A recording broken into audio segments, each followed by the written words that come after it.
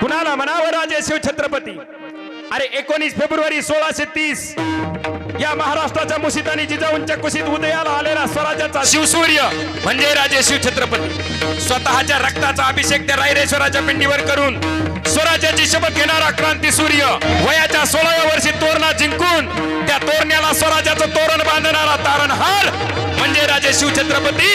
अरे ही स्त्री म्हणजे हिंदूंच्या देव्हाऱ्यातील देवता आहे आणि त्या देवतेच्या पदराला हात घालणाऱ्या रांजेच्या पटलाचा चौरंग करणारा राजा म्हणजे राजे शिवछत्रपती. शेकडो मैल दूर जाऊन त्या औरंगजेबाला त्याच्याच दरबारात या महाराष्ट्राचं पाणी पाजून सही सलामत स्वराज्यात येणारा सह्याद्रीचा ढाण्यावा म्हणजे राजे शिवछत्रपती.